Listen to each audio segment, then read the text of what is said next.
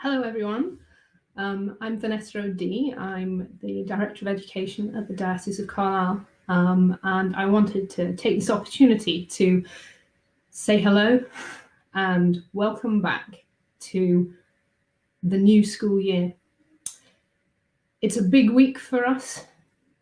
I think we are all probably approaching that week with excitement.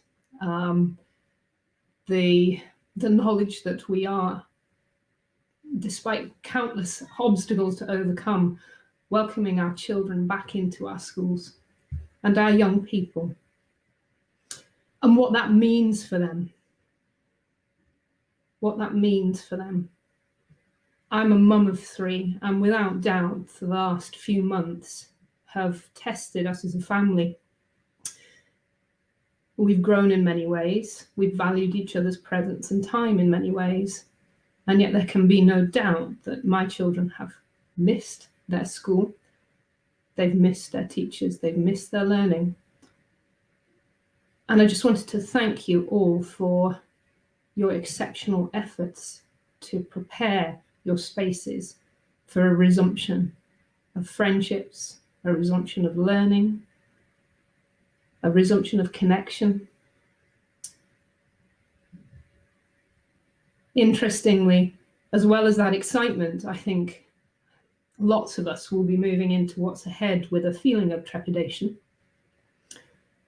unsure quite what to expect, despite lots and lots of guidance and support. There still remains a feeling of unknown. We've been navigating it now for some time, and I think it's borne out in our communications with each other. A friend of mine, a dear friend, who is head at a school not in Cumbria, sent me a WhatsApp message yesterday. And in it were repeated the words over and over again, countless times, I can't do it, I can't do it, I can't do it. And I'm moving to Outer Mongolia to herd yaks. We would be, I think, probably lying to ourselves if we didn't say we understood some of that fear and nerves. And yet, at the same time, it's that will be with you as you make decisions in the next weeks and months.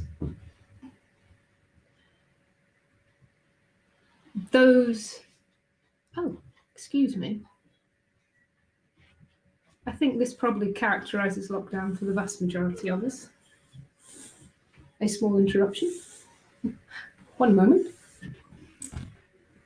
Preterm nerves and what to do with them.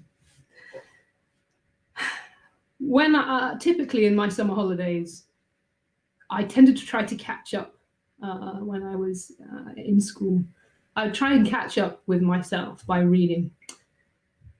And usually I fall back on things I have read when I feel unsure, uncertain about what lies ahead and how I'm going to manage.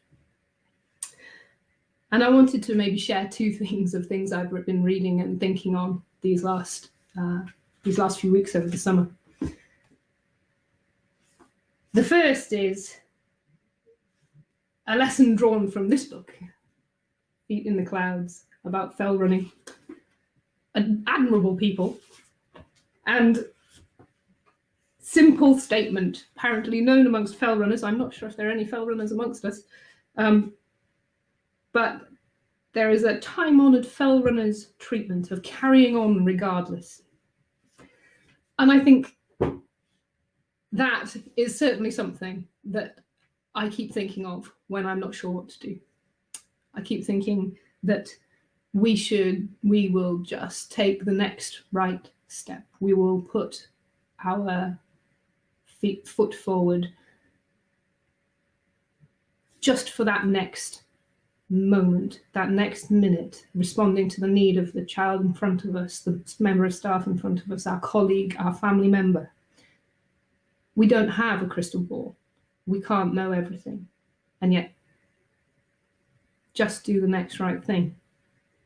is a mantra that keeps coming back to me. And that carrying on regardless core, apparently, is part of that, doing the next right thing. Sometimes we're going to get it right, sometimes we won't.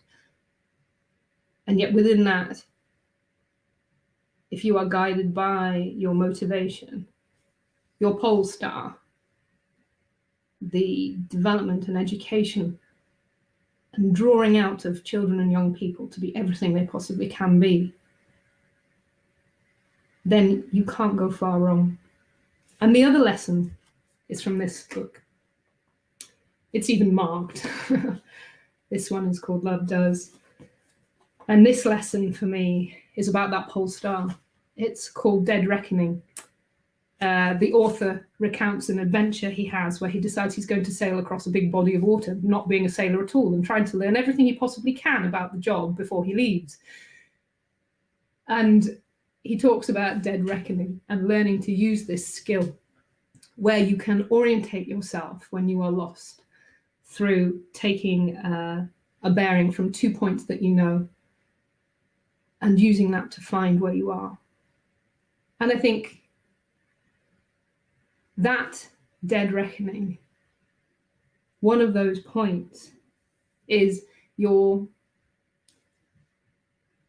people around you, who the author here describes as your life board, those colleagues, family members, children around you, who you can ask for their thoughts, their perspective. And that's one route to dead reckoning. Hearing what they have to say, listening to perspectives that might be different from your own, opening your ears and your heart, and using those as a way to reflect on your own principles, what you think is the right course of action. And then the other the other angle for dead reckoning that I think we are so blessed with in our church schools is our Christian ethos and our values. Countless amongst you have done exceptional work on the culture of your school, what it means to be a church school, what values you wish to live by in your communities and develop in your young people and your children. And those values, rooted as they are in ancient wisdom from the Bible and the life of Jesus, our Saviour, those values form the other line by which you can calculate your pole star. Listen to your life board, listen to the people around you, reflect on what's being said against your values, your school's unique Christian expression of itself, and then just do the next right thing.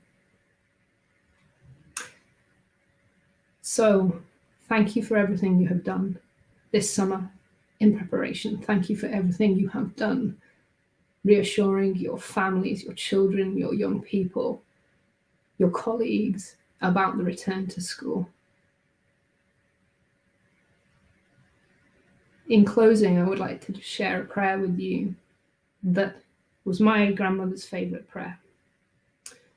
It's also a prayer that incorporates the word courage.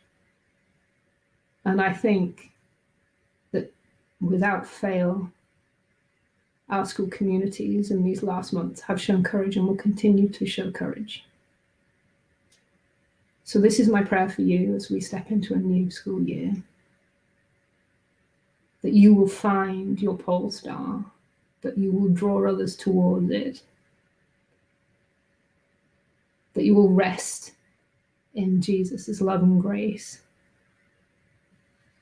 that you'll know that it's not all about you having the answers,